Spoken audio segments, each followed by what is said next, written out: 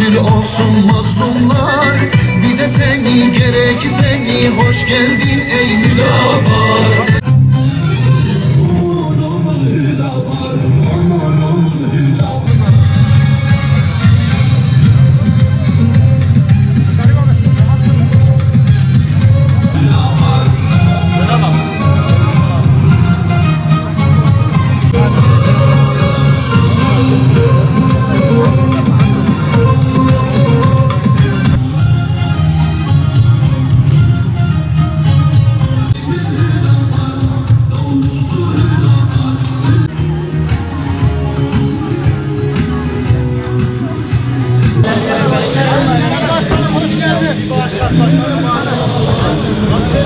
Başkanıyla Hüdapar'ın lideri Sayın Genel Başkanımız Sayın İhsan Sağlam Bey'le saygıyla selamlıyor. Aziz İstanbul halkına sizleri saygıyla ağacından sizi beklemektedir. Sizleri ki başkanım hürmetle selamlıyorum.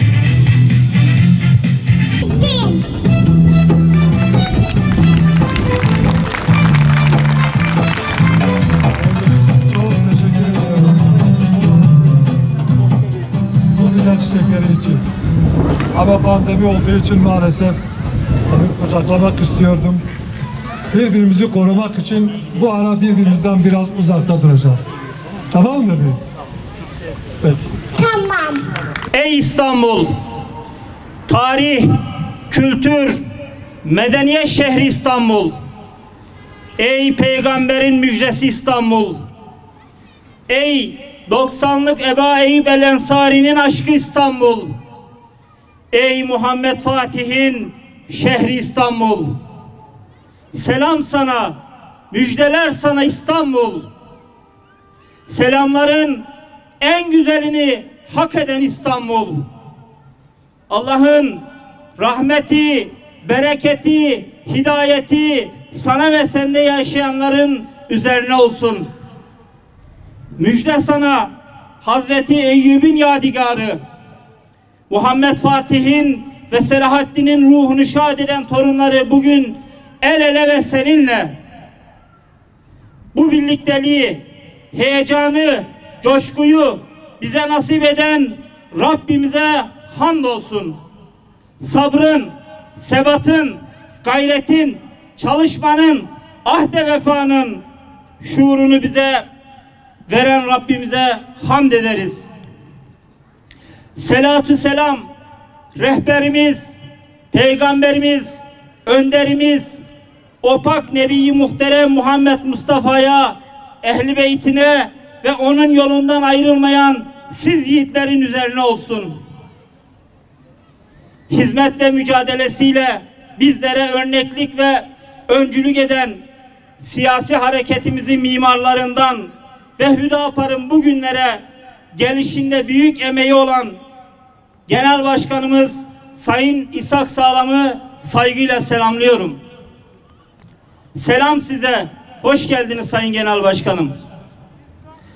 Bu zor ve zahmetli yolda bizimle yürüyen cefakar kadın kollarımızı bugün özellikle selamlıyorum, şükranlarımı sunuyorum. Hoş geldiniz, sefalar getirdiniz. Fatih'in İstanbul'u fethettiği yaşta olan, genç yaşlarında dava yüküyle meydanlarda olan, davayı sırtlarıp bugünlere getiren ve zafere götürecek 20'li umutlarımız gençler. Siz bizim canımız, umudumuz, bugünümüz ve yarınlarımızsınız. İyi ki varsınız. Sizlere her zaman inandık ve güvendik. Sizlerle iftihar ediyoruz.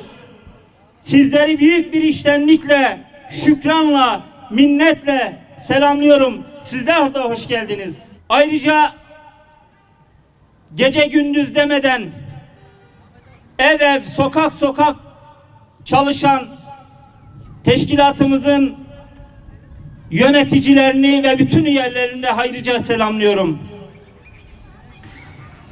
Bu davayı kurup, büyütüp bizlere emanet eden şühedaya ve salihlere bin selam olsun.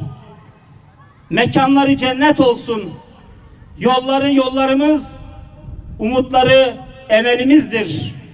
Zafere ulaşıncaya kadar bir an durup tökezlemeden, tereddüt edip geriye bakmadan emin adımlarla davalarını sürdüreceğimize dair ahdımızı bir kez daha burada yineliyoruz.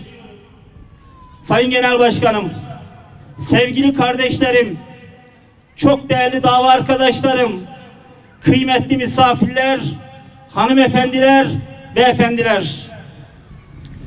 Uzun soluklu bir mücadelenin, ağır bir yükün, eşsiz bir medeniyetin, insan yetiştirmenin, dünya ve ahiret kurtuluşunun projesi olan partimiz Hüdapar'ın İstanbul için 3. olağan kongresi bize, milletimize, partimize, halkımıza, ümmete ve bütün insanlığa hayırlar getirmesini diliyorum. Evet, biz İstanbul'u bir başka severiz. Kalbimiz dursa, aklımız çıksa yine severiz. Çünkü biz ilahi bir ruh ile seviyoruz İstanbul'u. Durmayan, yaşlanmayan, bitmeyen, gitmeyen, zail olmayan, seni yücelten, sen yapan bir ruhla seviyoruz. Evet, ilahi bir öz, bir nefesle seviyoruz seni. Adem'e üflenince Adem'i balçıktan beşere yükselten bir ruh, ölmeyen, kaybolmayan, artmayan, eksilmeyen, durmayan bir ruhla seviyoruz İstanbul'u. İstanbul bu ruhla buluşuyor bugün. İşte bize üflenen o ruhu bugün biz de İstanbul'a üflüyoruz. O da dirilecek bizimle. Bizi o ruhla sevecek.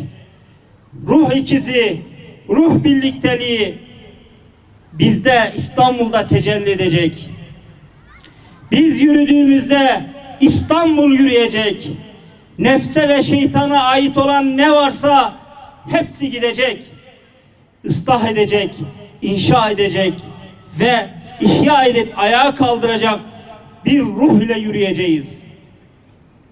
Saf güzelliği, asaleti, yüceliği, ruh güzelliğini ortaya çıkaracağız. İstanbul'u ceset haline getiren, sorunlar yumağına dönüştüren, yalnızlık girdabına sürükleyen, çile dolu bir diyar, yabani bir metropol haline getiren, yabancılaştıran tüm uygulamaları kaldıracağız inşallah.